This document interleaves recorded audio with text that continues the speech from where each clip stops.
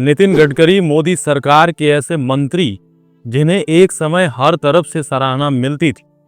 चाहे आप कांग्रेस समर्थक हों, भाजपा के हों या कम्युनिस्ट, हर कोई उन्हें एक सच्चे कामकाजी नेता के रूप में देखता था।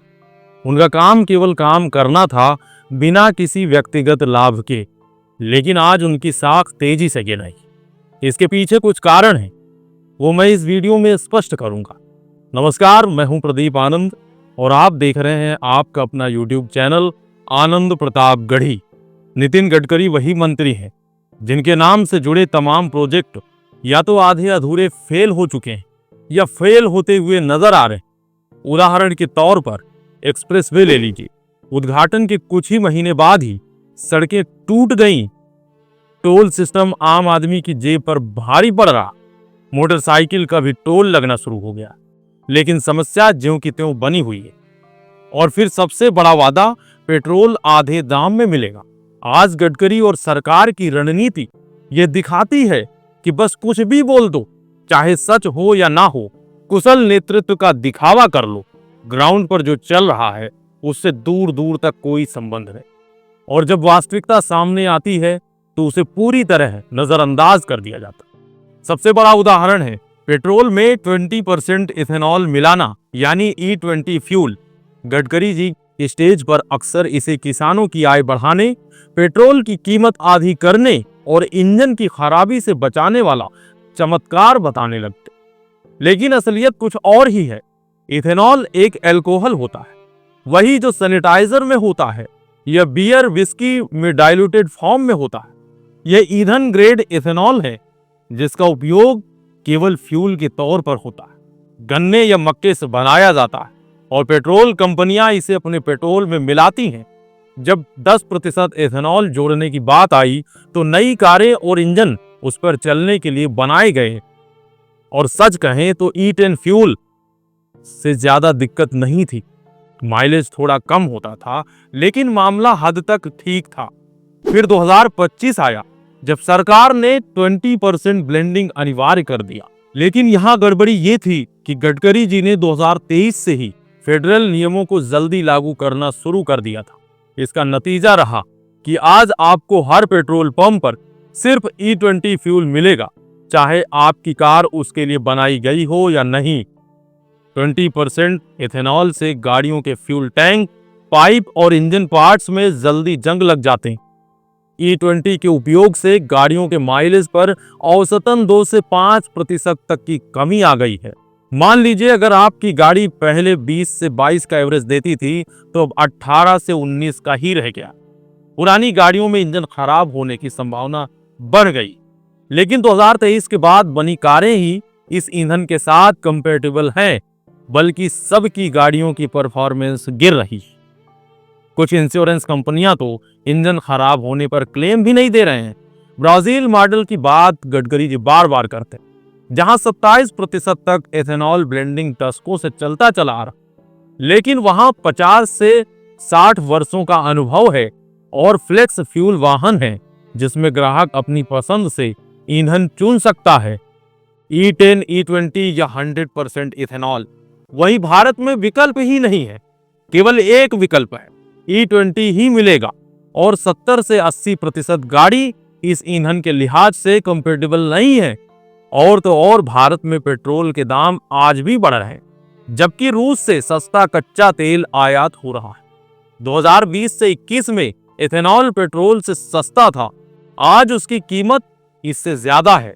इथेनॉल के पर्यावरणीय फायदों की भी बात होती, लेकिन असल में 1 लीटर इथेनॉल बनाने के लिए लगभग 2860 लीटर पानी लगता है, जो अक्सर ग्राउंड वाटर से निकाला जाता है।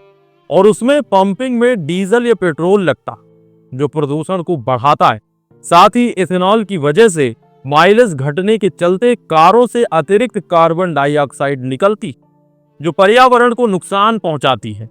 किसानों की आय दोगुनी होने की बात कही जाती है, पर असल में उनकी फसल के दाम इतने भी नहीं बढ़े हैं कि मुद्रास्फीति और अन्य खर्चों को पूरा कर सके। तो असल खेल क्या है? यह इथेनॉल पॉलिसी आम आदमी के लिए नहीं, बल्कि एक बड़ी लॉबी और पॉलिटिकल फंडिंग के लिए। आम जनता का उपयोग एक लैब टेस्ट की तरह किया जा रहा, जिनकी गाड़ियों को एक्सपेरिमेंट में बदला जा रहा। नुकसान आम आदमी को होगा, फायदा केवल एक खास लॉबी को। तो जब अगली बार पेट्रोल पंप पर जाएं और बोर्ड पर E20 लिखा देखें, तो समझिए ये सिर्फ एक एक्सपेरिमेंट है जो आपकी जेब और ट्रस्ट पर चल रहा। और जब कोई मंत्री वादा करे कि पेट्रोल की कीमत आधी होगी या किसान की आय दुगनी, तो याद रखिए वो केवल कूल दिखने के लिए, बेहतर दिखने के लिए, सत्ता में बने रहने के लिए कहा गया, जबकि असली हकीकत कुछ और ही है। कहीं ना कहीं हर चीज के पीछे कोई ना कोई लॉबी या फायदा जरूर होता है। उस फायदे की बात भी कर लेते हैं। बात इस तरह से है कि नितिन गडकरी जी राजनेता होने के साथ साथ एक पिता भी हैं। वही पिता जो अपने बच्चों के उज्जवल भविष्य की कामना करता। गडकरी जी के 2 बेटे हैं और दोनों बिजनेसमैन हैं। सियान एग्रो इंडस्ट्रीज, यह एक कंपनी नितिन गडकरी के बेटे निखिल गडकरी की है। जून 2025 में कंपनी का रेवेन्यू लगभग 18 करोड़ रुपए था, जो जून 2025 तक 510 करोड़ रुपए तक बढ़ गया। इस कंपनी का मुख्य कारोबार इथेनॉल उत्पादन और ब्लेंडिंग से संबंधित है। कंपनी के शेयरों में एक साल में लगभग 500% की वृद्धि हुई, जो बाजार में भारी चर्चा का विषय बनी। कंपनी ने 2024 में कार्बन डाइऑक्साइड आधारित इथेनॉल उत्पादन के लिए MOU भी किया था। आपको अब थोड़ी सी बात क्लियर हुई होगी। अभी और स्पष्ट करते आते हैं मानस एग्रो इंडस्ट्रीज पर। यह कंपनी भी नितिन गडकरी के बेटे सारंग गडकरी के स्वामित्व में है। पिछले कुछ वर्षों में इस कंपनी ने अपने कारोबार का विस्तार किया है। इसके अंतर्गत इथेनॉल के साथ साथ रम और विस्की जैसे शराब के ब्रांड भी लॉन्च किए गए। मानस एग्रो कृषि आधारित प्रोडक्ट, विशेषकर शुगर फैक्ट्री और इथेनॉल उत्पादन में सक्रिय है। यह कंपनी भी इथेनॉल ब्लेंडिंग नीति से सीधे फायदा उठा रही।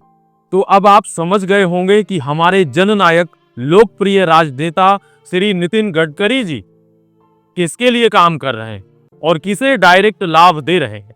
ये उसी पार्टी के नेता हैं जो परिवारवाद के खिलाफ 2014 में सत्ता में आई थी। प्रधानमंत्री नरेंद्र मोदी जी का सीधा उद्घोष था, न खाऊंगा न खाने दूंगा। भाइयों बहनों, मेरा मंत्र है, न खाता हूं न खाने दूंगा। शायद अब भूल गए होंगे बेचारे, टेंशन बहुत है, ट्रंप की वजह से परेशान बहुत है। आज के वीडियो में बस इतना ही। मिलते हैं अगले वीडियो में।